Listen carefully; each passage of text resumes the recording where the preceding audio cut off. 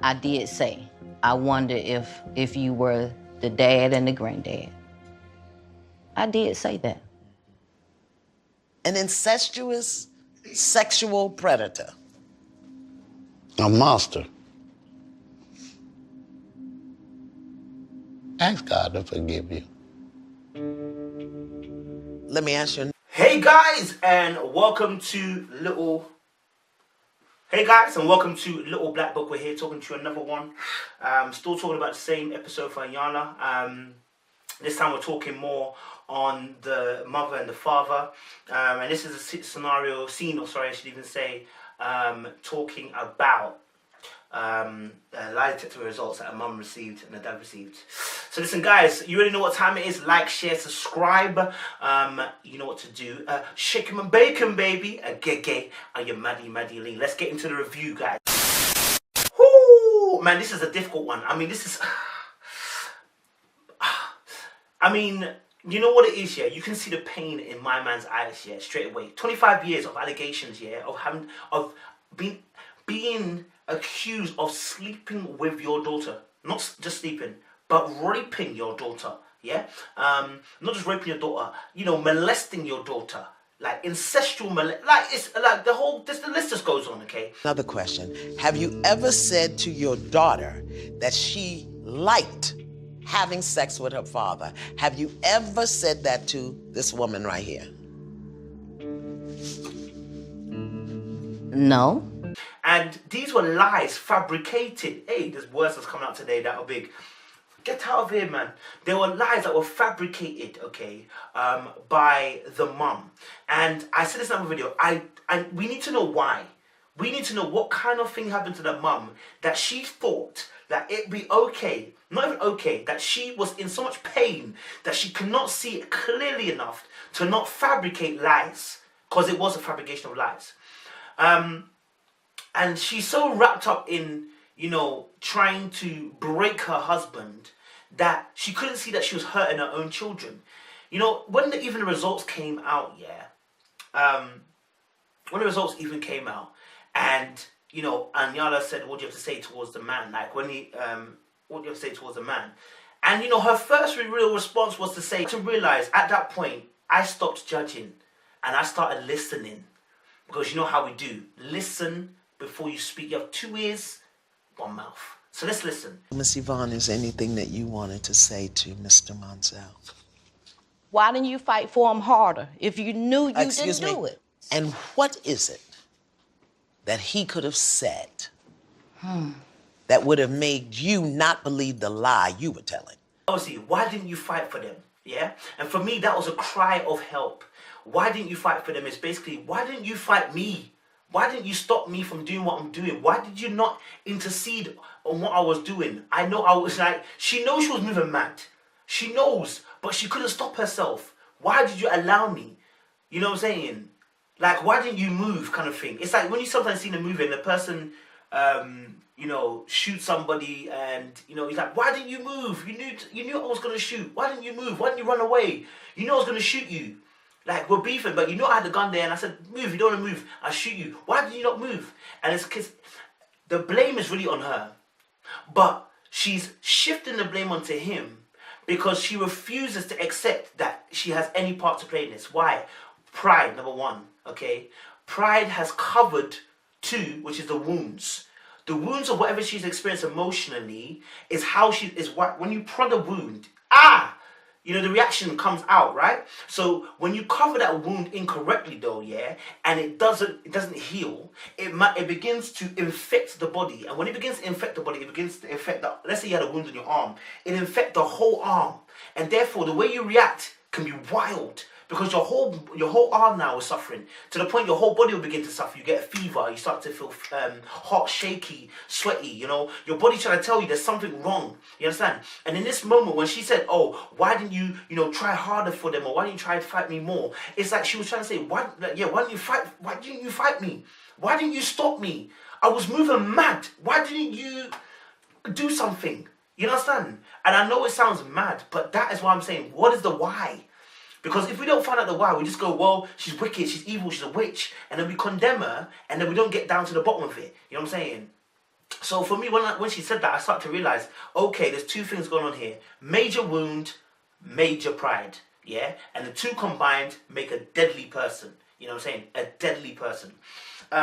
You know, she was so wrapped up in her ways. You know, when Iyanla had to stop her and say, "Look, apologize properly." You know, she said an apology, and the guy even, you know, you can see her husband, was it Montel or Monzel? Sorry, he was shaking. You don't have to forgive her. You don't have to. I cannot accept your apology because it's not sincere. Like he was shaking. I think not shaking. If you only even say with anger, but bewilderment, frustration, annoyance, confusion. Like as in, how could you do this? You are the mother of these kids, and yet you've acted like an enemy to your kids. You've acted like you wanted to kill these kids. You've acted like you really wanted to do harm to these kids, because by doing harm to me, you're doing harm to them. You know, and when they asked her about you, did you fabricate the lie? She lied about it. She's fabricating a lie to intentionally hurt him. So what has happened between the two of them? Not only that, what potentially has happened in her past that she now sees her husband as the enemy? Because it can't have been just something that happened in a relationship, because by the way he's acting, he's not showing any sign of I did something to her.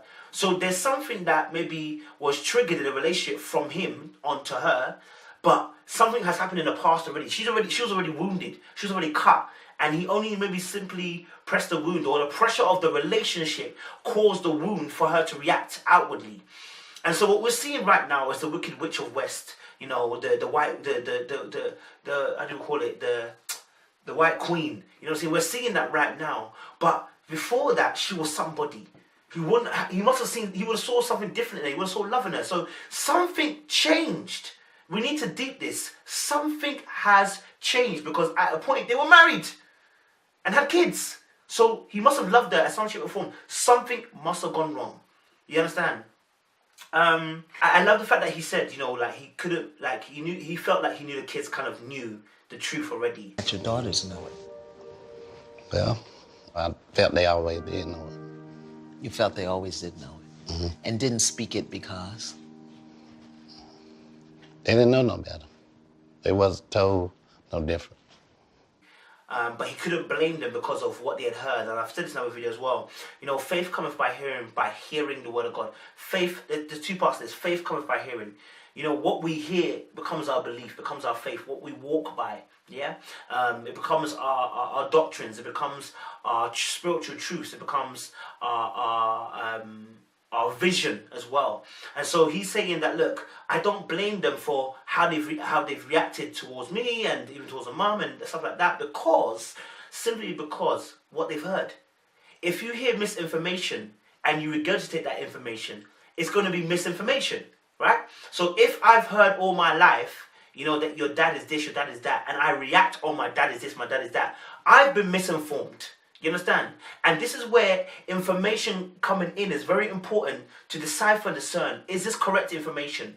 This is why I'm saying when we watch these shows that we don't jump in straight away and say, you know, and jump onto a side. I like to try and see where this is coming from. What angle is that coming from? Why is she acting the way she's acting? Why is she doing what she's doing? Because the child in the middle, Whitney, you see her reacting to the mum. In fact, she's the only one reacting. You see Brittany, you see Brittany maybe a little bit of tears in her eyes, and you see Nicole. Nicole's just done. Like, she don't give a damn. You understand? Not that she don't give a damn, but she's past it, like, kind of. I'm sorry. I need you to say that you did not rape your girls. I need to hear it come out your mouth the way I've always heard it, Ma. And she doesn't want to get it. She's not saying anything else, like, because she knows already what the truth is. So it's only Whitney that's reacting to the situation. So it's just such an interesting dynamic. And, you know, the dad said, obviously, you know, he said at the end, you know, when she said, I don't accept your apology. And very honest as well. I think a lot of us do this as well, where we're not honest in our sometimes we can be disingenuous in the way we say sorry. We're forcing ourselves to say sorry, and then it doesn't come from a genuine place. Do you know what I'm saying? Like the Bible says, do not let the sun go down in your anger. Like, don't let things fester overnight. Do you get me? But apologize straight away when you've done something wrong. Do you get what I'm saying? But when you let it fester overnight, you get this situation where it's like, you've come so far, how do you come back now? You've gone so far, How do you come back? You know what I'm saying? How does a mum apologize for something that she's done so many years ago? Well, the first thing she can do is by being genuine about what she believes is that she's done wrong. But here's the problem. You can only be genuine in your apology when you genuinely believe you've done something wrong. And I can see when someone feels like they've done something wrong and when they don't feel like something. We can all do that. The mum doesn't feel like she's done anything wrong because pride has covered the wounds. You see, when you're wounded, and I tell you you're wounded, potentially the way you react is different. But if you're wounded and you've covered it up with the plaster of pride, you will be pompous, you will deflect, you will continually shift the blame onto others. Let me give you an example biblically. Adam and Eve. Who ate the fruit from the tree? Eve. But who was governed and called to look after Eve? Adam. Adam got the instructions, he said, do not eat the fruit from the tree. So Adam's job was to keep Eve away from the tree once she was made. So he was in control. And so when God comes, who does he ask? Adam, where are you? What's happened? Adam says, it's the woman you gave me. He shifted the blame onto God instead of taking the blame himself. Pride, because that's what happened. The Bible says, pride cometh before a fall. So when pride is before the fall, pride is set in. You understand? So, and pride is basically meaning that you've distanced yourself away from the source of God. That's the true meaning of pride. But if you say the earthly pride, pride just means basically when you become pompous, become full of yourself. Yeah? But to take it further, it's become full of yourself and call yourself a God. But in this scenario, let's take it as an earthly understanding. Full of yourself. And so now, because the fact the wound is there, she had to pump herself full of herself. It's a protection for herself, the mum. I believe it's a protection thing. That she needs to protect herself because of what she's experienced. And so therefore, when the questions are coming and saying that you've lied, she refuses point blank to accept that she's done something wrong. How? Pride will always blind you because you have to trip and fall. So you have to not see the brick that's in front of you or the banana spit that's on the floor or the crack in the pavement that your foot will trip over. You can't see it because pride has to cover your eyes. Do you get me? So that's why pride and faith are juxtaposition. Cool. In the other scene as well, just to prove that she was being prideful, the mum, when the tests were coming out, in another section, the mum, she said, I can't believe it. But before she said, I can't believe it, her daughter, Brittany, tried to address her and she shut Brittany down. Seriously. Seriously, what? Seriously? You asked for the lie detector test. Yes, I did. Miss Evonne. Yes. And then she said, I can't believe it. And then she said, then she started smiling. And you look at it and you think the person's sadistic, but it's not. She's embarrassed, yeah? Your answer. Wow. This is really... You asked for the lie detector. Yes, I can only tell you what did. the answers are. She's been caught out. Now, pride will make you take a test, a lie detector test, thinking that you could beat the lie detector. That's what pride will do to you. So pride has the ability to force you, into an action that you would never ordinarily take in your logical sense. It's not logical for her to take a lie detector test knowing that she definitely tried to hurt her husband, that she definitely tried to hurt the kids in her actions. Pride is also very selfish. It doesn't consider the action. It doesn't consider the effect of actions on other people. It's only solely concerned about self-preservation of one's own ego and making sure that you are safe and don't worry about anybody else. That's what pride does, and we can see that with her. But pride won't let you break down. I saw only the one breakdown where, she was, Evonne earlier on had been, Evonne is the mother. When Nicole was crying, saying, you told me that, I got raped by my dad, and the mom actually broke down, started crying and hugged her daughter. It wasn't personal. But I get it. Hear that me. It wasn't it personal. started from the womb. Say, I want you. That's all she needs to know. She's been fighting for her life since she was in the womb. Just let her know you want her. I want you. So bad. Please forgive me. Please forgive me. But most of it, she's very stern. And it's not the fact that she wants to be stern, but pride, when it locks your heart, you have an inability to be empathetic towards people. That's what pride does, and that's what we see. So when the lie detector tests are coming out, she ain't crying. In fact, she's trying to deflect again on both occasions with her husband and with her child. And pride will cause you to forget that you said some wicked things in the past. When they question her and say, Mom, you said this, and she says, no, I don't remember saying that. oh, did I say that? Maybe, and then even when she's apologized, she says, maybe I said this. You say I said that to you. No. I acknowledge that I may have said that to you. It's like, no, maybe. You said it. There's 3 witnesses. You said it. Own it. And the fact is, pride will never own it. That's why when the girls are asking her, Mum, own it. You know, that's when Brittany tried to challenge her, and then she said she didn't allow her to challenge.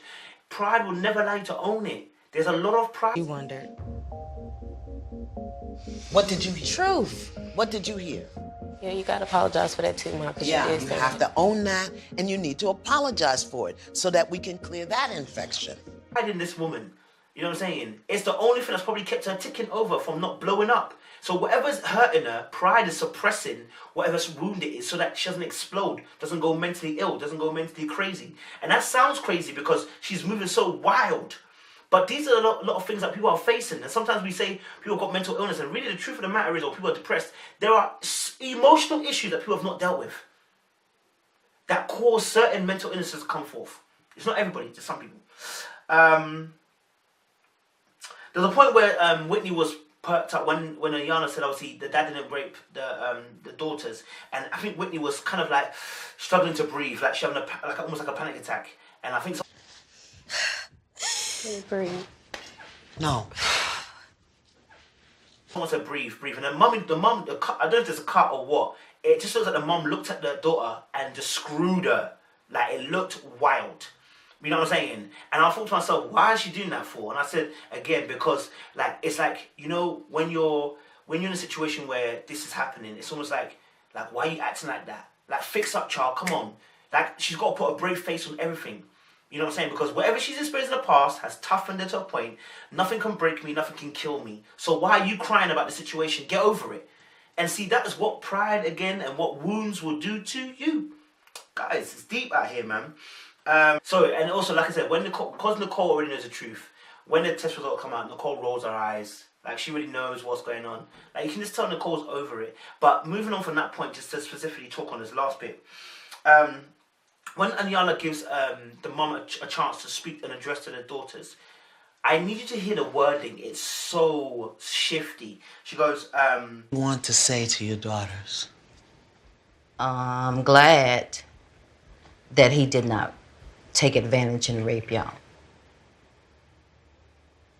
That's all you want to say. I'm glad that, you know, he didn't take advantage of you and rape you or anything like that. Sorry. I'm glad. Are you still trying to defend your point? You've been found out to be a liar, but you're still defending your point. Why? Because everything is about deflecting. She will never accept it until she breaks a spirit of pride. And there's a lot of us like this. We have a spirit of pride where we refuse, okay, to actually acknowledge that, you know what, I'm a bit full of myself here, and I've not considered anybody's point of view.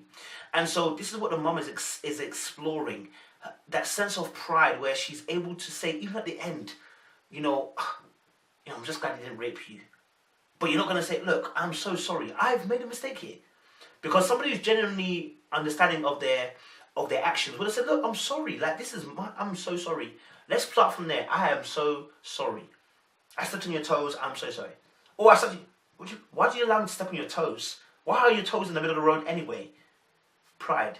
Pride does that. It changes the narrative and the perspective of the narrative. And so that's what I felt from her. And hence why Whitney had to respond. Is that all you got to say, Ma? Why? Because she realized the response was shambolic. And that's me putting it lightly. So that's me, guys. That's my roundup for today. I really love and appreciate you guys, and I hope you stay blessed. Stay locked and loaded, and I hope you guys enjoy the rest of our reviews coming your way. Hey, like I said, shake 'em and bake 'em, baby. A giggy, a you maddy, lean. Little black bug, you know what time.